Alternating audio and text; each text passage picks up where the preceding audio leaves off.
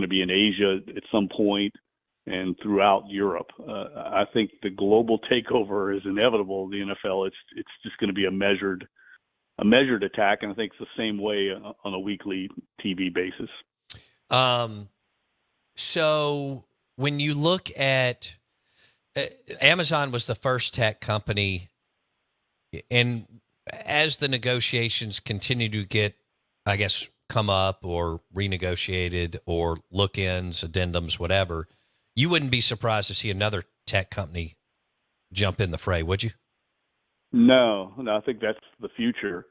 And I think we're seeing also on another front, if you saw the last owners meetings, owners admitting to opening up to, maybe different kind of ownership. For forever, it seems like the NFL has been run by family. It's basically a large family business, right? It's a dominant owner, passes on to the family, the rest of the family. That's going to change too. And so I think down the road, maybe long after you and I are gone, there won't be any more Benson families owning NFL teams. I think it's going to be owned by hedge funds and things like that. And that could be a dark day to some people, but I think that's where we're going. I agree. Hedge, private equity groups coming in because they're going to be north of $10 billion before we know it. The Cowboys could go for north of 10 today if Jerry and Steve, they won't, but if they ever wanted to sell it, they could kind of just sit there until the right price came out of Dubai or, like you said, a hedge fund here or whatever it was. Jeff Duncan, NOLA.com, Pro Football Hall of Fame voter. He joins us on the Farm Bureau Insurance guest line. Talk to me about the temperature down there in New Orleans as far as, all right, how about this? Give me a number. Rate the excitement level on Saints football on a scale of 1 to 10, 10 being the best. I'd say it's about a 4 right now. I knew it. Yeah, it's low. And I think this was inevitable. So, I mean, you lose a Hall of Fame quarterback and what arguably is a Hall of Fame head coach. You just look across the league. When that happens, there's an inevitable decline. Very difficult to find those two aspects of your organization. And what we're seeing here, I think, is a reality check for New Orleans Saints fans. I think everyone took for granted it was a decade and a half. It wasn't 5 or 6 years that Peyton and Breeze were there. I mean, a decade and a half is just so unusual, so rare, and everyone got a little spoiled, and I think including the Saints themselves. And I think we're seeing some of that. I mean, Mickey Loomis alluded to it in his postseason press conference that people have gotten a little too comfortable and they need to get uncomfortable again. Now, the question I have to that comment is, okay, let's see it. Let's not, that's great talk, but I don't know if Mickey Loomis and Dennis Allen are wired that way. Sean Payton was wired that way. He was not afraid. Look what he's doing in Denver. I think it's pretty clear he's not afraid to be bold or uncomfortable. And I haven't seen any actions this offseason to indicate the Saints are willing to be uncomfortable. And I think I'm still waiting on that. Yeah, I'm actually talking to friends who are giving up their seats. Yep. And I mean, Jeff, you know this being in the thick of it in New Orleans and one of the lead media guys for the last 20 plus years down there. But there are plenty of people up in this metro area that go down there 8 times a year. And in fact, I just had a buddy buy a condo down there. But I'm hearing, I had 4 and I just gave up 2 and I'm down to 2. Or we had 2 and we just decided to give them up. And if we need to buy back in, we will. Are you hearing that, Jeff? I've been hearing that actually for a couple of years. And, the organization will tell you, and this is part of the problem in trying to report on this, is you're basically beholden to what the Saints say. It's a private company. There's no way to know how season ticket sales are going unless you just take their word for it. But I think that, for years, Bo, we heard there was a waiting list of just pick a number. I mean, it was so exaggerated. I'm sure it was, hyperbolic. But they used to say tens of thousands of people were on the waiting list. Again, that creates demand. So it doesn't hurt them to say however many are on it because it makes you think twice about giving up your tickets. I think that list is gone. I don't think there's a huge waiting list. There's probably some people on it, but anecdotally talking to people, they're getting emails from the Saints saying, hey, these tickets are available. Or when they are called to switch their tickets, they are shown a matrix of the dome, and there's all kinds of empty seats that are available. So, yes, I think this is also a byproduct of the product on the field. You know, it's one thing to lose. The Saints lost in the Peyton Breeze era. They had 7-9 season, but at least they were fun to watch, right? There's nothing worse than being mediocre and boring, and I think that's kind of where they're at right now. Yeah, I remember. So this is funny. I tell this story all the time, Jeff Duncan. I'll tell it real quick because I want to get to some other things. But my aunt moved down to New Orleans in the early 70s, opened up Dante by the River up there where Carrollton and St. Charles meet, and then a deli across from it, and then eventually Cafe Atchafalaya, which is Atchafalaya now in Louisiana. And so I'd go down there as a kid in the early 80s, and she had tickets for days, and they were terrible. And I went year after year, and I finally had to break up with the Saints, Jeff, because as a kid, I just looked at my dad, and I was like, I can't go anymore. It's miserable. They're bored. Not like you just said, not only were they not good, they didn't score. So, I mean, right. I was just sitting there in the dome, and you make a great point. When they were going 7-9, you never knew when Breeze was going to drop 370 and 4 touchdowns and still let you celebrate for 3 hours. Yeah, I'll tell you, this struck me last week when I was out at the Zurich Classic talking to Steve Worthy, who runs the PGA tournament here, and he said that they found out, even though they obviously are trying always to get an elite field for the Zurich Classic, he said, we found out that people really in New Orleans, there's not a massive audience of hardcore golf fans. He said, but people want to be entertained. They want to have a good time in New Orleans. So, yes, the fields matter to us, but we found out people are coming no matter what, as long as we have good food, music, and entertaining product at the tournament. And so that, I think, translates to everything here in the city. The same thing, we just had the Crescent City Classic. You know, after that road race, you can go to an after party. It has bands, music, and you take your kids. They have a kids zone. That's what works in New Orleans. And so you need to be entertained. I mean, this is a party town, and it's been that way for centuries. And I think the Breeze Peyton era, spoiled fans, and now they're seeing this team that's just not as entertaining, and they're not winning. It's a bad combination. That golf tournament has really exploded, hasn't it? Whoever's, I guess, leadership or board or, like you said, community investment. I've got friends going down to it. One's playing in the Pro-Am on Monday, or the Monday of the Pro-Am. They've really got the right people driving that thing down there, don't they, Jeff? Yeah, I tell people all the time, it's the best run event that I cover every year in wow. the state. There's no question. I mean, it's very well run, very good product. If you come down, and what works also as well is it's almost always during Jazz Fest. So you can really make a weekend of it and get up in the morning, maybe go to the tournament early and leave around noon, and you can get out to the fairgrounds for Jazz Fest in the afternoon. I know a lot of people that do that and just make, a real New Orleans style weekend. But the tournament itself is so well done. And that's a credit to Steve Worthy and the members of the Four Kids Foundation that run it. And at first, I have to admit, Bo, when they went to the team format, I was not that enthused about it, but I think it works. It's different. The players seem to really enjoy it. It's not as high pressure. You have a teammate to take some of the pressure off.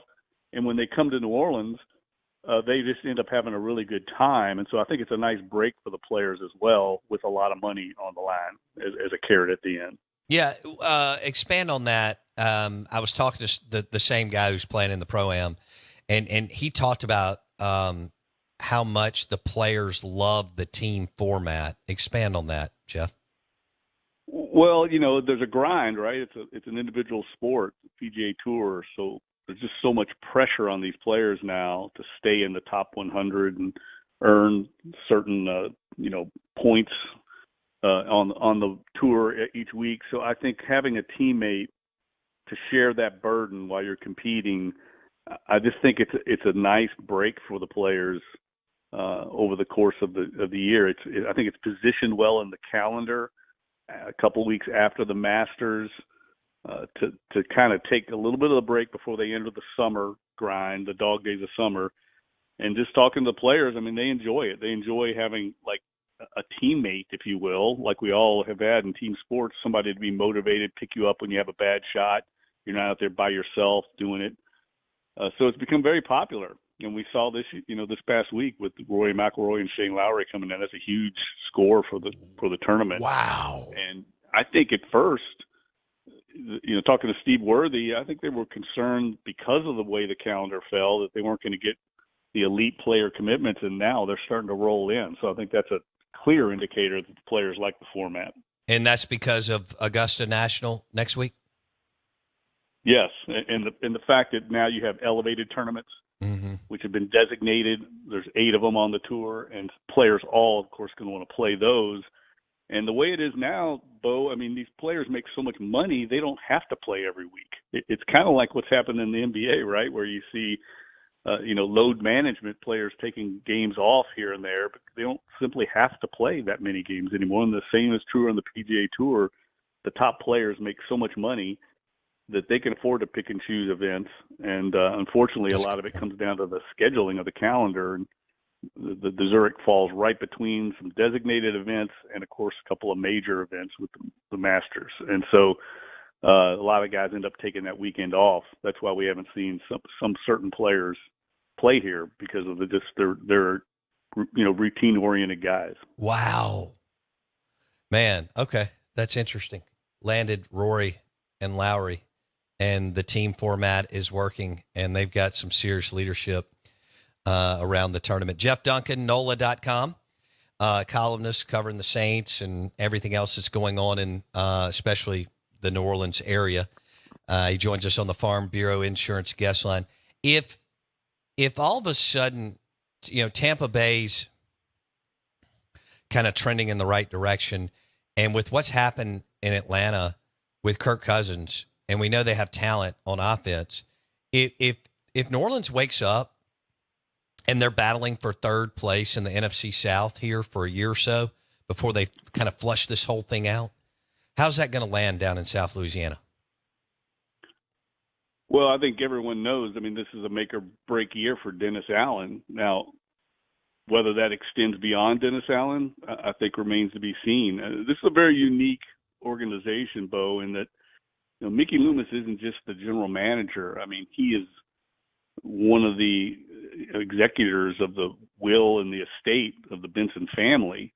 So he's so embedded and ingrained in the hierarchy of the organization, much more so than just any other general manager in the league. I think it could have some, cascading effects on the rest of the front office. I don't see how they can continue to just maintain the status quo if they fail to make the playoffs again. And what you make a great point. I think what fans are seeing is contributed to the angst here. What fans are seeing around the division, seeing Atlanta make a bold move to get Kirk Cousins, seeing Tampa Bay beat the Saints out for the division title last year when they were basically in transition mode from the Tom Brady era. None of the plans post Breeze Payton have worked. And I think that's led to some justifiable, skepticism from the fan base as to the direction and vision of the organization. I think just the quarterback decisions alone bear that out. You tried to get Deshaun Watson. You can criticize that for a number of reasons. You failed at that. Your backup plan was Jameis Winston, who had been in the building, so you knew what he was. That didn't work out. Now you roll the dice on Derek Carr. That's been something at best checkered so far. They're just not a real strong vision to what the direction is in this organization, I think, and that's led to the fans being disgruntled, and I think it's very justifiable. And I'm not sure if Miss Benson is, kind of is ruthless or, driven maybe to, hey, we got to get this thing done now because they went through, like you said, the dynasty of Peyton and Breeze. And then you got Mickey Loomis, who's very talented, but he was the architect of the Super Bowl and all those postseason runs. So he's got all that, the equity and chips. And you mentioned where he is within the Benson family. He's basically a Benson. I guess he's got to segue out to like a a GM emeritus, and they've got to just kind of redo it, if you will, even though Loomis is talented. But if you still don't have the edge and the hunger and the relentless pursuit, you're not going to win in this league. Jeff? Exactly. It's so competitive that just any lowering of your standards of work ethic at all is going to expose you. And I think that's happened on Airline Drive. And I think you make a good point that, the hands-off ownership of the Benson family, that works when everything's working in the building, right? When you have a maniac like Sean, right? Yeah. When you have that, everything's working and you're winning, it works perfectly. When things go south, it doesn't work. It's not the best situation. So I think that's also contributed to fans being upset. I mean, they see this. New Orleans Saints fans are very smart, and they can see the big picture here. And I don't see an end game here. It feels like best way I can describe it is what Sean Payton, he used to quote Bill Parcells all the time. And one of the things Parcells told him when he took the job here in New Orleans was, there's about 10 or 12 organizations in this league that are competing for a Super Bowl every year, and you want to be one of those 10 or 12 teams. And he said the rest are just swimming in circles and can't stay out of their own way. And I feel like that's where the Saints are now. They're back swimming in circles. And I think fans can see that. Yeah, I think the Lions and the 49ers, I know they had been there before, and the Rams have kind of taken the Saints' place over on the NFC side. Jeff? Yeah, I think so. And I think Dan Campbell and that front office have done a really good job of instilling basically what the culture was here in New Orleans. And for whatever reason, I just feel like it's been lost here. They still have a good locker room. They still adhere to a lot of the tenets of that philosophy. But the brilliance of the vision and decision-making and the aggressiveness is gone. And that was basically Sean Payton. I don't know what's going to happen in Denver with Sean Payton, but I do know, Will Wade said something to me recently when I was down in Lake Charles to do a feature story on McNeese basketball. And he said, I'm not always right in what I do and my decisions, but I'm always sure. And I feel like that's Sean Payton. He's always going to be sure, whether he's going to be wrong sometimes, but he's sure. Oh, man, I cannot wait to see what happens with Sean Payton and the Broncos. He's got plenty of money, as you know, from that new ownership group, and he gets to call the shots. What's he going to do at QB? And then what plays out from there. All right, Jeff Duncan, thank you, man. We appreciate you, and we'll catch up again soon, okay? Anytime, Bo. Thanks for having me on, buddy. NOLA.com, his book, Peyton and Breeze, The Men Who Built the Greatest Offense in NFL History, is outstanding, by the way. And also Pro Football Hall of Fame voter. He joined us on the Farm Bureau Insurance Guest Line. Now's the time to get in and buy some Saints tickets because they're available. Cheap. Oh, no, they're not going to be cheap. Well, not cheap. Yeah. But you can kind of, let's say you wanted to get in the club level. Right. And you couldn't during the Peyton and Breeze run. Guess what? All access. Now you can. Maybe you want to get in between the 40s. Oh, yeah. Heck, they may even have some suites open.